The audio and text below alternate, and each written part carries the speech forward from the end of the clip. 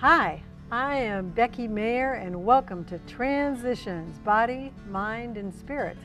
Transitions. We all have so many transitions in our own lives. And I like to use the metaphor of triathlon, something I've been doing for 13 years now. And in a triathlon, the first thing you do, you swim. And then you go to the transition area, and then you're ready to bike. And then you go to transition area again, and then you're ready to run. And so I have a wonderful guest today that is the embodiment of all those things, transitioning things in his life. And we have our guest, which is Cody Higgs. Yes, ma'am. Thank you. Thank you for being here, Cody. Thank you for having me on. Cody is just an interesting person in that he is a therapist, and a therapist as far as, do we call that a mental therapist? Yes, my official term is licensed professional counselor. So yeah, most people say therapist. Okay, Yeah. so a professional counselor, and also on the side he's a ultra runner, and also has done things called a Spartan, which even a triathlete, I don't even know what that is. So we're going to learn about that and learn how in his life, when he was like in high school and all, he was an athlete but was an unmotivated athlete. And we can find out how he has used his own life experience to transition into being a very good counselor, and having worked with adolescents, and you work with regular adults, right? Yes, ma'am. The whole thing. So, Cody, tell us a little bit about your years in Columbia, Tennessee, growing up. Yes. And there you were, let's say, we'll start with high school, and you were playing football, right? Yes. Yeah. Yes. Yeah, I loved playing football. I was really lucky to just kind of be a naturally gifted athlete, I guess. Yeah. And never really tried super hard. My coaches screamed at me to run at the end of practice doing our wind sprints, and I was barely running over a walking pace, which is crazy now because I go run long distances and really enjoy it. Yeah. But yeah, so had lots of fun playing football, but I just wanted the fun part and not so much all the work that went with it. Okay, so you were basically a gifted athlete, and you didn't have to put a whole lot of effort into getting good because you're just kind of a natural. Is that what I'm hearing? Yes.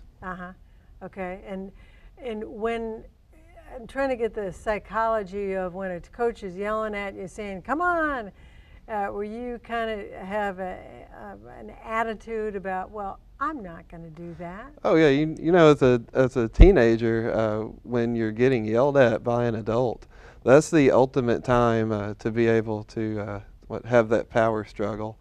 And generally, as a teenager, you win because adults are more rational and will give up eventually. And generally, you're not as rational at that point in your life, and you can dig your heels in a little more.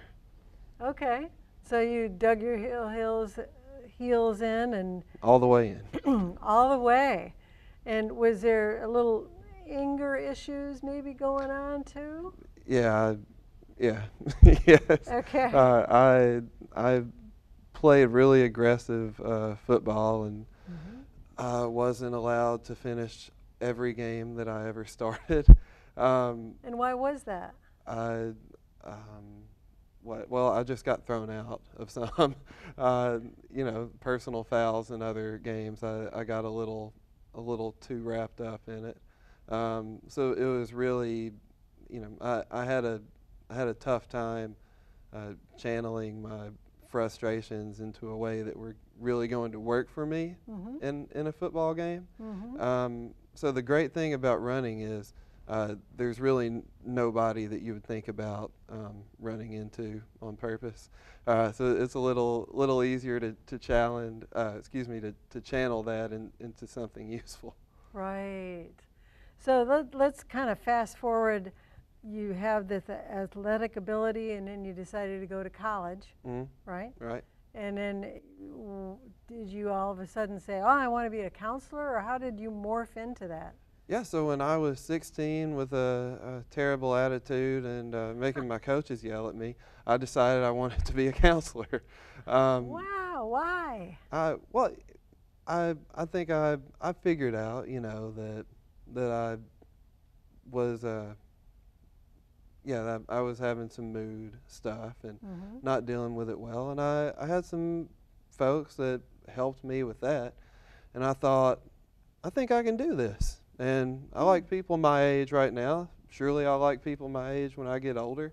And I think I want to do this for people my age with the exact same thing going on. I just want to work with teenage guys with anger management and some behavioral stuff, which is not what it's ended up being, but I definitely am glad to be a counselor.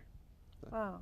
So based on your own feelings in dealing with them, hey, I understand this, and your initial focus was going to be with young men. Mm-hmm. Okay. Yes. And didn't you work with some young men? I did for several years. You know, in group homes and residential settings for my internships, and then for my first job, I was in a severe behavior intervention school for kindergarten through 8th grade, Wow. which was I mean, for anger management and behavioral issues. That's exactly most of the behaviors that you see manifest in that type of setting. Yeah. Mm-hmm. I'm just curious, when you have a kid who is angry anyway, and maybe his mental health isn't as good, Mm-hmm. and you just said that yelling at the kid isn't going to do any work, Mm-hmm. any good. What what do you do? How do you deal with these kids? Well, listen to them for one thing. Um, you know, I'm not sure that, you know, at football practice, you're not getting asked a lot to what you think about things. Right. You're being told what to do, and you go and do it, and if you don't, then you get yelled at generally. But yeah, as far as just in school or day to day, I find that a lot of high schoolers don't feel like they're heard, or like if they are heard, like they don't feel like their ideas and thoughts are respected very much. Mm-hmm. So I mean, really giving them the respect that they would like to have. That doesn't mean that, you know, not enforcing common sense rules and things like that.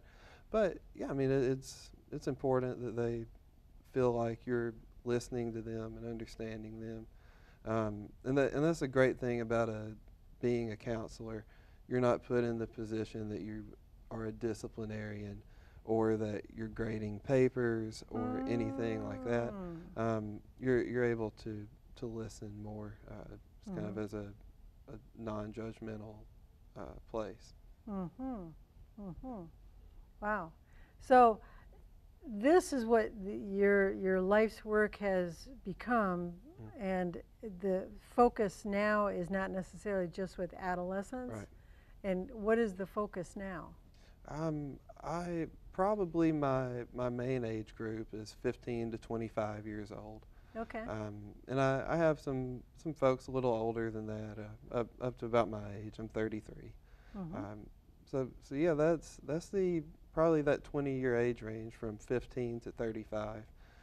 So I guess that encompasses millennials, which I know is the new term for what everybody, I guess my age and older, does not like. But yeah, I feel like they probably get a worse rap, you know, than they deserve for a lot of things. Mm-hmm. Yeah.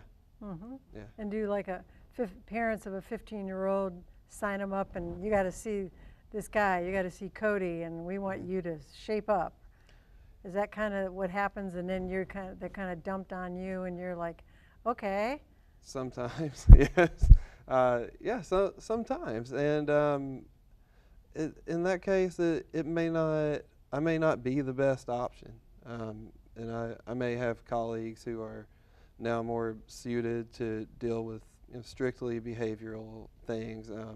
My focus has really turned a lot toward anxiety, some self-harm issues, those types of things.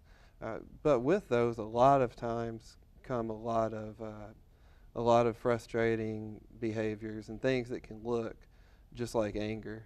So that's what I hear from parents a lot of times is they're just angry. And then we get a little more into things, and it's more than what you see on the surface. Mm-hmm. It's anger, but you kind of help them figure out why Right. because you were angry as a high schooler. Right, right. And what was that about? Uh, Your anxiety and yeah. as smart as you were. How do I explain that? Probably just a lot of the usual teenage angst. Hormones. Yeah, that kind of thing. Going through life changes, taking on more responsibilities, everything that you think a teenager goes through. And then, sometimes it's especially tough handling those changes, or there's one or two other things going on in life. And, that things can just kind of snowball. And you need someone to help you a little bit with that.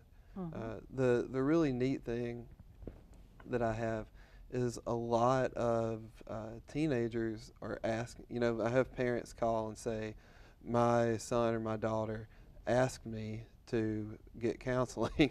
And they may spend time together looking at counselors who they feel like would be good. The son and daughter ask their parents. Yes. That ask their parents that the kid wants counseling, or Yes. saying the parents wants counseling. No, the kids want counseling. Okay. Which I think is great because it shows like how mental health has really been destigmatized. Yeah. And just briefly tell us all the training. You said all these hours you had to do to get your designation. Right. It's like unbelievable. Tell us what that is. Yeah, so a counseling program, and I went to MTSU, which at the time was, I believe, one of 2 accredited programs for mental health counseling. I believe that's true. Don't hold me exactly to that. Okay. But so yeah, I went to the program, which is the longest master's program in the school. It Oh, wow. averages 3 to 4 years to finish. So A master's 3 to 4 years? yes. God. We have a 2-semester internship, so that's 8 or 9 months internship. We have a practicum that lasts an entire semester where we're working inside a clinic or inside a residential facility or somewhere like that. So you get a ton of experience. I had hundreds of hours of experience before graduating. Then after you graduate, you have to have at least 3,000 clock hours, 150 hours of weekly supervision. And if you add up 150 hours of weekly supervision, you come up with about 3 years. So yeah, it's quite a process to get to the point that you're allowed to just practice on your own. Yeah. Good heavens. And you've accomplished all that. So. Yes. Yeah. Yes. And Yeah. and several exams. So Right. And then one thing I remember you said that when you were working with severely mentally handicapped, or I don't know the right word, that sometimes instead of just face-to-face kind of therapy, you could get to them if they're doing a basketball or something, or action. Right. And you want to incorporate more movement, I believe, in the future. Tell us about that. So yeah, and you may just say severe issues or severe behaviors, and that's the school that I was really able to do that a lot at was a severe behavior intervention school. That was the term for it. So yeah, these kids a lot of them are really high energy, or they're really not interested in talking. They're happy to get out of class, really happy to be out of class, but they're not interested in talking very much. Right. So for one, you have to give them a reason to stay with you. Um, but you know, another thing, this does not appeal to them. The one-on-one, Right, face-to-face, looking in the eye. no, just sitting Yeah. here does not appeal to them. Right. So we would go outside and we would play basketball, or Mhm. I mean, we would make up games sometimes to play, Mhm. or you know, throwing the football, and it's something literally as simple as throwing a football back and forth. Mhm. That's enough to not make it feel so intense.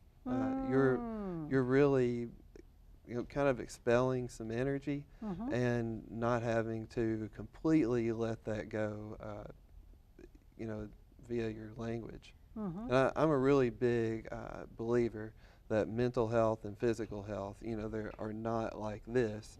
I mean, they're, you know, the same thing.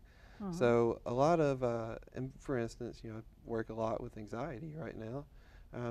A lot of the energy that folks get from anxiety, if they start walking 20 minutes a day, Mhm. you know, they report feeling better, and there's plenty of research to prove that. Mhm. Movement is so Yes. important Yes. to reduce anxiety, to make you feel better. Right.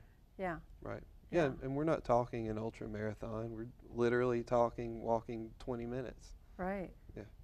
Well, tell us the other half of you, which is your background in ultra marathons and also the Spartan. And for the folks there that don't know what an ultra marathon is, and particularly the Spartan, tell us what that is and how you transition from like football to something like that when you didn't even like to run. Right. I didn't like to run when I started all of this either. So, yeah, how did I get? Okay. So, well, to explain an ultra marathon is anything over 26.2, which is a full marathon. 26.2 Yeah. miles. Right. Yeah. Okay. Yes. So common ultra distances are 50K or 50 miles, 100K, 100 miles. Mhm. So yeah, they really vary. So and usually the thing I love about them is that they're usually on trails, and So it's outdoors, right, on trail, in the right, woods. right, and the races are small enough that a lot of times you may not see anyone for 2 or 3 hours Wow. while you're running. So it's some good time to, you know, reflect. Yeah. Or listen to some music. So yeah, I get a lot of thinking done during a race. Huh. Now, obstacle course racing is completely different mindset. It's all about like beast mode, even though I Okay. hate Is that that what term. I see the Um, ninja warrior thing on TV? Is that the same thing? it's similar, Okay. but Explain what is it? so Ninja Warrior is a really packed in course with just obstacle after obstacle after obstacle. I've seen that. You know, things like Spartan Race or Tough Mudder or Bone Frog or some of the other series. Um, you may run 5 miles or 10 miles, Mhm. or they have some that literally go all day, and the winner may end up running, you know, 50 miles, or there's one that's 24 hours, and the winner of the one this year, I believe, was 105 miles. 105-mile race? That's called the world's toughest mudder. Whoa. Yeah, And that's an so obstacle course. yes, Wow. which is it just blows your mind that someone keeps up that type of pace for 24 hours. That's wow. And then what have you done? Not that. So my last race was a 50 miler, Mhm. a 50-mile trail race. It was a trail, not the Spartan. Right. The one that I did before that, it was not a Spartan, but it was an obstacle course race. That was 8.5 hours, I think, was the time limit. Mhm. So yeah, and I got almost a full marathon on that one, which sounds really slow, but every lap had 2,000 feet of going up. Of climb? Yes. 2,000 feet up and 2,000 feet down per lap. So I could have gone to the top of Mount LeConte and back down, and then gone back up a little bit more and gone back down again by the end of this race. And I think it was somewhere over 100 obstacles. So the races are really difficult. I'm starting to feel like I'm just bragging about this. I didn't finish anywhere near the front, but yeah, it's really fun. I just like getting out there for a long time. And tell us a little bit more about the obstacles themselves. I mean, like, is this big walls that you see the Army trainees do? Yeah, there's just about everything. There's sandbag carries, 80-pound bucket carries. The carries are pretty tough and test your grip strength. There's rope climbs, big monkey bar. They call them rigs. And you have to traverse these monkey bars, but you have to do it on ropes and gymnastic rings and just pipes that are hanging down. And they really come up with good ways to torture you. But you like it. Yeah. Why? A lot of the science behind exercise and mental health is about the endorphins that you get and the effect that they have on your brain. I mean, it's almost like morphine, or can be almost like a sedative, which when you think about drugs, which are addictive, it can kind of get to be the same thing with exercise. I think that's why I have friends that may run 15 or 20 races a year. Sometimes they may run 3 races in a weekend. So it's I know from my own experience in triathlons, endorphins are wonderful. Oh yeah, right. Like, yes, yes. And they can, when you're in the middle of it and feel horrible and wondering why you did this, you may get that endorphin rush, and then you remember why you did this. So yeah, the endorphins are a huge part of it, and that's actually a big part of why I offer walk and talk therapy now, because you can get those endorphins from a brisk walk. So for a mental health professional, it's kind of unusual to offer walk and talk, because the standard is you're just sitting like we are right now, right? Right. Yeah. Yeah, not everybody does it. I'm not sure why, because it's really simple. You walk out the door and you walk until you come back. But yeah, I just wanted to offer that extra thing. And sometimes it's tough to get folks motivated to do that on their own. But I feel like if they go do that for 50 minutes with you, then they should have a pretty good understanding that it's not that bad. Exercise is not that bad? Right. Wow. Well, and when we're defining exercise even as walking, right? But yeah, for some folks, if you're struggling to get up and brush your teeth in the morning, walking is, that's light years away. On the list of priorities. But what we find is the more people just do, the more they're likely to continue to do. And I was having this exact conversation with another therapist this morning, in that literally when people get up and brush their teeth, or make their bed, or take a bath, so often that's, it leads to doing the next thing and the next thing. It leads to feeling a lot better. Right. Yeah.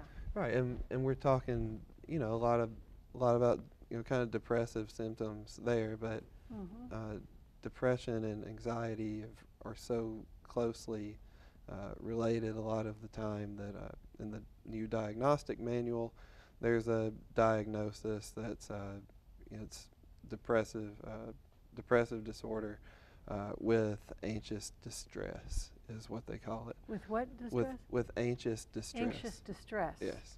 So okay. yeah, they generally when people come in complaining about one thing, Mm-hmm. they're complaining about the other when it comes to anxiety and depression. So, Mm-hmm. um, yeah, a lot of times it's finding good things to do for yourself. And I guess you can help introduce them to some movement. I Right. guess somebody like me and all my friends. I mean, of course we move. We got to, Mm-hmm. But there's a whole other population that don't move, Right. Right. and it's so easy to just be sitting watching TV, eating bonbons, or It is. just vegging out. It is. And It really is. Yeah. mhm. Is there anything, we have a few minutes left, Okay. that you wish the public would know better from a mental health aspect, and particularly with all the young people that you read about that are in trouble and using guns and all that kind of stuff? Right. What do you think the public is missing on something like that? Um. So, yeah, and I try not to get emotional when I talk about some of these kids. But the some of the places I've worked, Mm-hmm. you're so invested, Mm-hmm. and you're really providing these kids um, a, a safe, not only a physical safe place during the day, but a place where they can smile and things like that. Mm-hmm. So yeah, knowing the kids that are that just become the kid and the story, you get a different perspective, and they're not some kind of monster or You get whatever. to know them in a personal way. Yeah, And I think yeah, that, you really do. when we hear the news reports, we just don't get it. And then you're on the front lines, Hmm. literally, dealing with kids like that. Yeah. And I know just from the 28 minutes that we've had, I would go to you. I mean, you are so empathetic Oh, and thank you. heartfelt. I mean, and you're a guy too. I mean, I imagine what a great counselor you've got to be, to have all those pieces, and you can come back from your own experiences as a kid and realize, you are angry too, and you get it. Been there, done that, and so you can be helpful and very, very empathetic. So Yeah. I think that's, and we haven't even had enough time to talk about all your great adventures in the ultra running, but it's obvious that the endorphins and everything are helpful. Right. And it also is, after you're listening to people all day, it's probably really refreshing for you to get out and move yourself. Well, I start my day with that Yes. every day. So we're running out of time, but this is Transitions. Cody, thank you. Cody Higgs, thank you so much for enlightening us in many areas. Transitions, body, mind, spirit. Thanks.